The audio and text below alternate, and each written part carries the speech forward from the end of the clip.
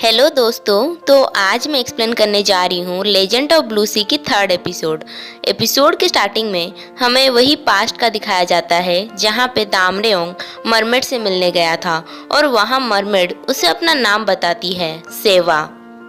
जिसे सुन दामरेओंग बोलता है कि मेरी छोटी बहन का नाम भी यही था, पर वो बचपन में ही गुजर गई।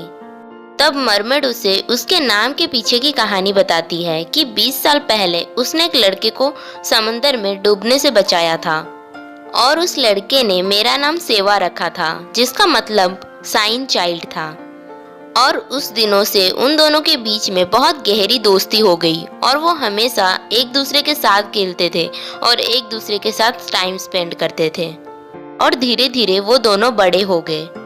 और एक दिन वो लड़का मरमेड को बताता है कि मेरे घर वाले मेरी शादी करवाना चाहते हैं, जो कि मैं नहीं करना चाहता। मैं तुम्हारे अलावा किसी और लड़की के साथ नहीं रहना चाहता। तब मरमेड पूछती है कि ये शादी क्या है।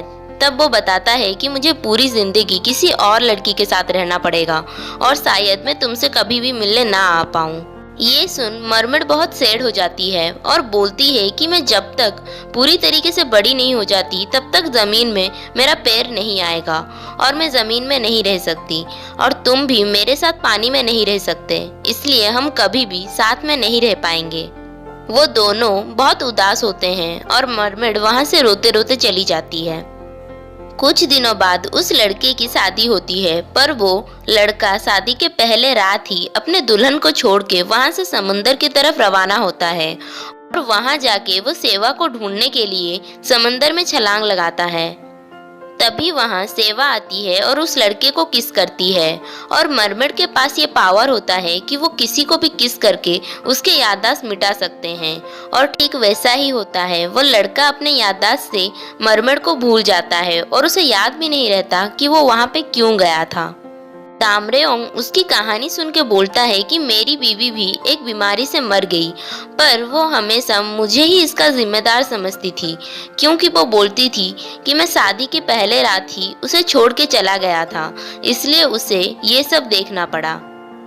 और मुझे याद नहीं कि मैं उस रात क्यों और कहाँ गया था।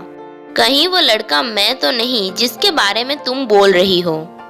जिसके बाद हमें प्रेजेंट में जुंजे को दिखाया जाता है, जिसे बचाने मरमेड आती है और आके उसे वहाँ किस करती है, जिससे कि वो जुंजे की सारे यादों से गायब हो जाती है। जिसके बाद जुंजे को बाहर होश आता है और उसे सब धुंधला याद था जिसमें उसके साथ मरमेड नहीं थी। और फिर वो अपने हाथों को देखता है जिसमें वही ब्रेसलेट था और उसे देख वो सोचता है कि ये क्या है और ये मेरे हाथों में कैसे आया। जिसके बाद जुंजे फ्लाइट में बैठ के सियोल के लिए चला जाता है, जिसे मरमेड नीचे समंदर से देख रही होती है। जुंजे सियोल में पहुंच जाता है और वहां पे न्यूज में दिखाया जा रहा होता है कि एक क्रिमिनल जेल से भाग गया है जिसका नाम मादा योंग है और उस पे मर्डर का केसेस भी है। तभी वो क्रिमिनल जुंजे के सामने से जाता है और हमें उस क्रिमिनल को दिखाया जाता है जिसका शकल पास्ट का वही सरदार के शकल के साथ मिल रहा था जो मरमेड को पकड़ना चाहता था। जुंजे जब घर जाता है तब वो वहाँ पे अपने साथी नादू को देखता है और उस पे चिल्लाने लगता है, तुम मेरे घर में क्या कर रहे हो। तब वो अंदर जाता है और जुंजे को वहाँ उसका दूसरा साथी आहू भी दिखता है और वो उससे पूछता है कि तुम दोनों मेरे घर में क्यों रह रहे हो। तब नादू बताता है कि जीहू के गुंडे हमारे पीछे पड़े हैं और वो हमें मारना चाहते हैं और उन्हें हमारे एड्रेस भी पता है, इसलिए हम यहाँ आए हैं। तुम्हारे घर के बारे में किसी को कुछ भी नहीं पता और तुमने अपने घर का एड्रेस भी मिटा दिया है, इसीलिए ये घर हमारे रहने के लिए सबसे सेफ है। फिर नादू जुंजे को ऊपर लेके जाता है और उसे उस ब्रेसलेट के बारे में पूछता है और बोलता है कि मुझे वो बेशकीमती ब्रेसलेट दे दो जो तुमने स्पेन में एक लड़की से चुराया था। मैंने उसे बेचने के लिए एक अच्छी जगह देख ली है। जुंजे को उसके बारे में कुछ भी याद नहीं होता है और वो बोलता है कि कैसा ब्रेसलेट, तुम किसकी बातें कर रहे हो, ऐसा तो कुछ भी मेरे साथ स्पेन में नहीं हुआ है। तब वो नादू उसे उस ब्रेसलेट का फोटो दिखाता है और बोलता है कि यही फोटो तो तुमने मुझे भेजा था। जिसे देख वो बोलता है कि ये ब्रेसलेट तो मेरे पास है, पर कोई लड़की को मैं नहीं जानता। और वो उसे बोलता है कि जब तक मुझे सब कुछ समझ में नहीं आता तब तक मैं तुम्हें ये ब्रेसलेट नहीं दे सकता, और वहां से चला जाता है। इस तरफ समंदर में मरमेड याद करती है जब जुंजे ने उसे उसके साथ सियोल जाने के बारे में बोला था, तब मरमेड ने उसे वादा दिया था कि वो उसके साथ जरूर सियोल जाएगी, और वो अभी समुंदर के रास्ते सियोल जा रही होती है।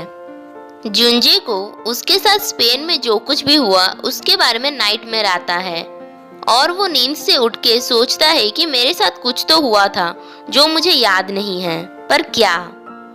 3 महीने बाद हमें जुंजे को दिखाया जाता है जो टीवी में किसी का इंटरव्यू देखता है, और इंटरव्यू देखते ही उसका मूड खराब हो जाता है और वो टीवी बंद कर देता है।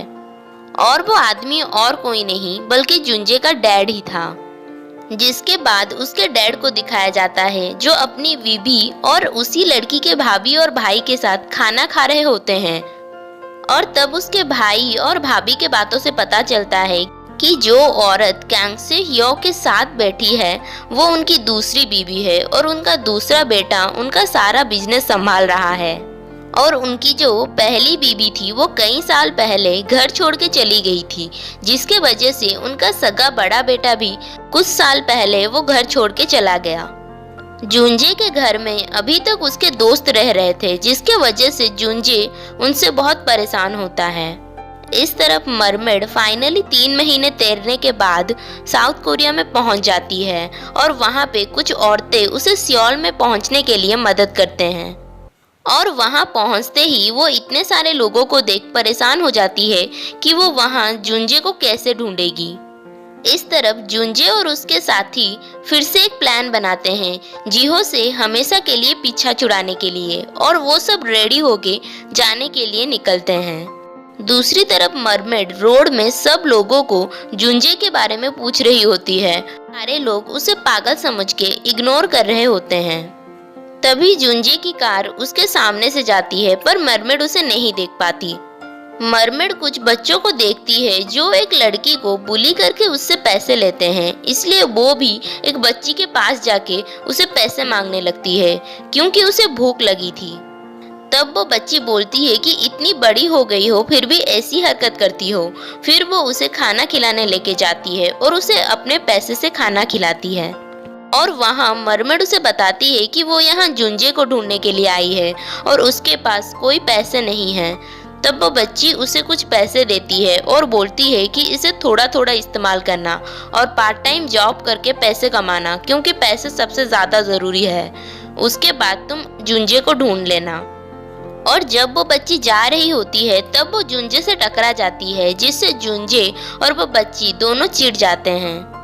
मरमेड वही बुली करने वाली लड़कियों को देखती है और उन्हें रोकने की कोशिश करती है, और जब वो उस पे हमला करने वाले होते हैं तब वो उस लड़कियों को मारने लगती है।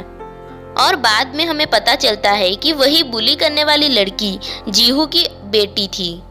जिन्हों जब लिफ्ट से जा रही होती है तभी वहाँ जुंजे आता है और उसे लिफ्ट में हिप्नोटाइज करके उसके बेटे को नीचे गिरता हुआ दिखाता है, जिसे देख वो जोर जोर से रोने लगती है। तब जुंजे उसे समझाता है कि अब सोचो, जब तुम्हारे बेटे ने किसी और के बच्चे को ढकेल के मार दिया तब उसके माँ को कैसे लगा होगा। तुम्हारे बेटे की गलती की वजह से उसकी माँ कितनी तकलीफ में होगी, इसीलिए तुम्हारे साथ जो कुछ भी हुआ तुम भूल जाओ और उस बच्चे के माँ को जाके माफी मांगो। तब जिन्हों अपनी गलती समझ पाती है और लिफ्ट से बाहर आके अपने मैनेजर को उस माँ के साथ मीटिंग फिक्स करने के लिए बोलती है। मरमेड कचरे से निकाल के कुछ कपड़े पहनती है और वहाँ उसे एक भिखारी मिलती है जो उसे पूछती है कि तुम यहाँ क्यों आई हो। तब वो बताती है कि वो जुंजे को ढूंढने के लिए आई है, पर उसे उसका एड्रेस या फोन नंबर कुछ भी नहीं पता। ये सुन वो भिखारी उसे याद करने को बोलती है कि उसने कोई ऐसी जगह का नाम बोला होगा जहाँ वो रोज जाना आना करता होगा। तब मरमेड को याद आता है कि जुंजे ने 63 बिल्डिंग के बारे में कुछ बोला था। इसके बाद वो उसके पास बचे पैसे से 63 बिल्डिंग के पास जाती है और वहाँ उस बिल्डिंग के अंदर जाके वो एक्वेरियम के अंदर घुस जाती है और वहाँ वो टैंक के अंदर जाके बहुत सारे फिश खाती है और वहाँ आराम करती है। वही लड़की जासिहा जुंजे के बर्थडे के लिए अपने मेड से एक सूप बनाती है और जुंजे के लिए लेके जाती है, जिसे खा के जुंजे को उसकी माँ के याद आता है कि उसके हर जन्मदिन में उसकी माँ उसके लिए वो सूप बनाती थी और वो दोनों साथ में एक्वेरियम जाते थे, जिसके बाद वो वहाँ से चला जाता है। इस तरफ वही मेड अपने बेटे का फोटो देख रही होती है, जिससे हमें पता चलता है कि वही मेड जुंजे की माँ है। जुंजे एक्वेरियम जाता है जहाँ पे मरमेड भी होती है और वो मरमेड को देखता है, पर उसे कुछ भी याद नहीं होता है और वो वहाँ से जाने लगता है।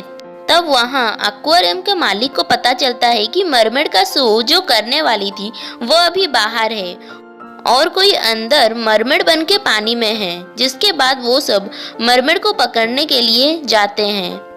तब मरमेड अपनी जान बचाने के लिए वहां से भागती है। इस तरफ जुंजे को वही स्पेन का दोस्त उसके चर्च वाला फोटो भेजता है, जिसमें जुंजे मरमेड को देखता है और उसे याद आता है कि ये तो वही है जिसे उसने अभी अंदर एक्वेरियम में देखा, और वो उसके हाथ में वही ब्रेसलेट देखता है और वो फिर से एक्वेरियम के अंदर जाता है।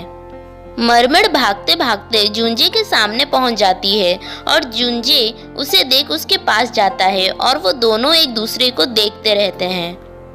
फिर हमें फ्लैशबैक दिखाया जाता है जहां पे मरमेड जुंजे को बचा लेती है और बोलती है कि मैं तुमसे बहुत प्यार करती हूँ, इसलिए मुझे ना चाहते हुए भी तुम्हें छोड़ के जाना पड़ रहा है, पर मैं तुमसे वादा करती हूँ कि मैं तुमसे मिलने जरूर जाऊंगी। और वहाँ उसे अपनी ब्रेसलेट देके वहाँ से चली जाती है। अगर आपको ये वीडियो अच्छा लगा तो please like, share and subscribe करें। Thanks for watching.